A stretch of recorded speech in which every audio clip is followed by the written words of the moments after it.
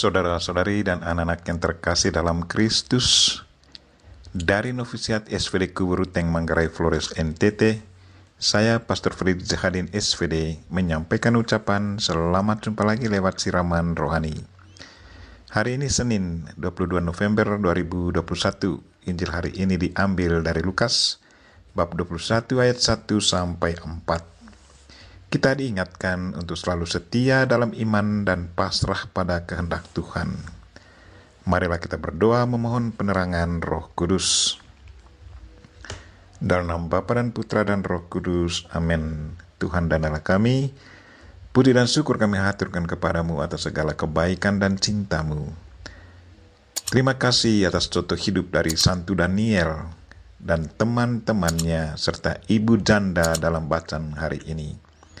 Kami mohon kuatkanlah iman kami dan sadarkanlah kami untuk selalu hidup jujur dan taat pada perintah dan kehendak-Mu. Tuhan, utuslah Roh Kudus-Mu, terangilah pikiran dan hati kami, agar sabda-Mu yang akan kami dengar dapat kami pahami dengan baik, dan isi pesan-Mu dapat kami hayati dan amalkan dalam hidup harian kami. Doa ini kami sampaikan dengan perantaran Kristus Tuhan kami. Amin. Tuhan sertamu dan sertamu juga. Inilah Injil Yesus Kristus menurut Lukas bab 21 ayat 1 sampai 4. Dimuliakanlah Tuhan.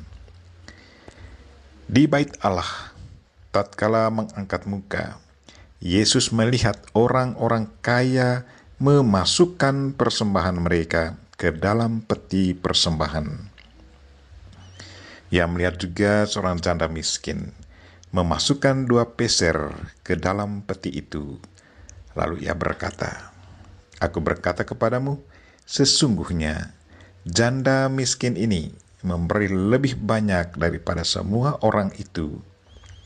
Sebab mereka semua memberi persembahannya dari kelimpahannya, tetapi janda ini memberi dari kekurangannya. Bahkan ia memberi seluruh nafkahnya."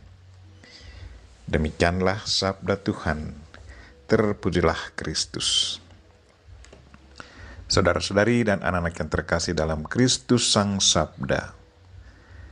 Tema renungan kita hari ini ialah iman dan pasrah pada kehendak Tuhan. Bacaan pertama hari ini yang diambil dari kitab Daniel bab 1 ayat 1 sampai 6, ayat 8 sampai 20 menceritakan bagaimana bangsa Israel diperlakukan di tempat pembuangan Babylon. Banyak anak yang cerdik, pandai, dan tidak bercelah dari keturunan raja, bangsawan dan Israel dididik secara khusus dalam istana Raja Nebukadnezar selama 3 tahun. Kemudian sesudah mereka tamat dan lulus dengan sangat baik, akan bekerja untuk raja. Dari sekian banyak anak, ada 4 anak dari keturunan Israel. Daniel salah satunya.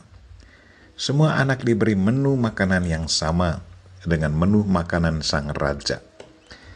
Daniel seorang anak Israel yang sangat taat kepada hukum Taurat, bertekad untuk tidak menajiskan dirinya dengan santapan raja dan minuman anggur yang biasa diminum oleh raja. Ia meminta pemimpin pegawai istana itu supaya tidak usah menajiskan diri.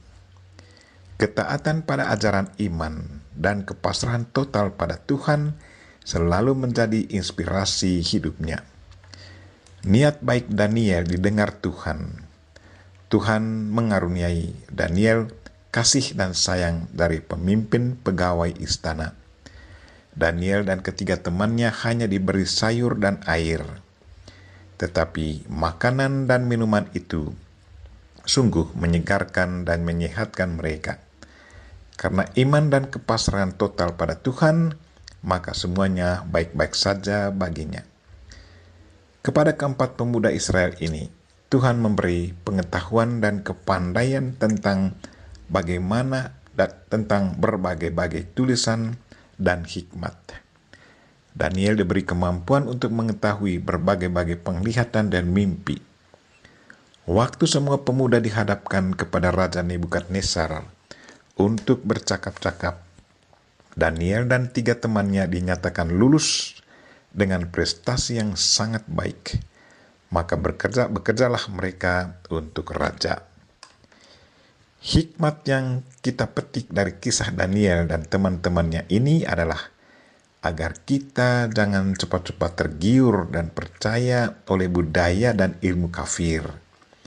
Berpegang teguhlah pada ajaran iman, ajaran gereja, dan pasrah sungguh pada kehendak Tuhan. Tuhan sumber segalanya, entah kesehatan maupun ilmu pengetahuan dan kepandaian. Tuhan pasti akan selalu memperhatikan apa yang sangat kita butuhkan kalau kita tetap setia dan taat pada perintahnya. Pengetahuan dari Tuhan itu diperoleh dengan kemurnian hidup, kesetiaan dan ketaatan pada hukum dan doa. Boleh kita pelajari banyak ilmu lain, tetapi apakah ilmu itu bisa diterapkan sesuai dengan ajaran dan iman kita? Tidak semua ilmu bisa diterapkan begitu saja tanpa memperhatikan ajaran agama dan iman kita. Kita harus selalu mendengarkan suara batin kita. Apakah ilmu yang kita pelajari sesuai dengan ajaran agama atau tidak? Sekarang lewat sosial media, banyak sekali ilmu baru yang ditawarkan kepada kita. Kalau kita tidak berhati-hati, maka hati dan pikiran kita akan hancur. Karena itu, berhati-hatilah, ikutilah contoh hidup Daniel dan teman-temannya. Tidak cepat jatuh dalam kemewahan hidup istana Raja Nebukadnezar. Mereka selalu setia pada Tuhan dan hukum Taurat. Bacaan Injil hari ini pun mengingatkan kita akan hal yang sama, iman dan keterbukaan secara total kepada Tuhan. Ibu janda yang miskin memberi segalanya kepada Tuhan dengan tulus dan percaya sungguh bahwa Tuhan akan menjamin hidupnya untuk hari-hari selanjutnya. Memberikan persembahan waktu misa atau dalam doa kelompok adalah satu bentuk ungkapan iman dan hati kita.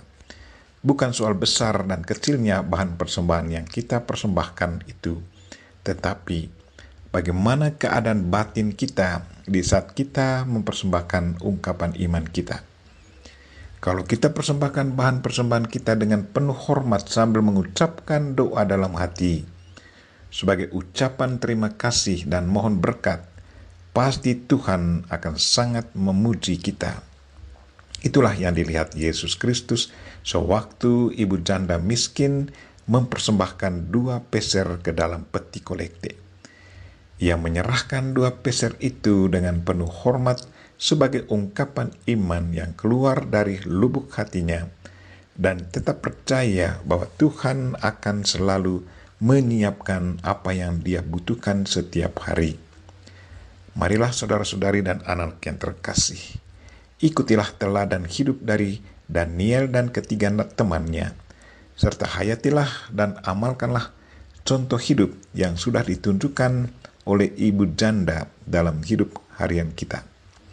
Tuhan selalu memperhatikan orang-orang yang setia pada perintah-perintahnya, dan Tuhan pun selalu bertanggung jawab atas kehidupan mereka, apapun situasi hidup yang sedang mereka lalui. Kita mohon Bunda Maria untuk mendoakan kita, agar kita pun selalu setia dalam iman, hidup jujur, dan taat pada kehendak Tuhan. Amin. Marilah kita mohon berkat Tuhan. Tuhan sertamu dan sertamu juga.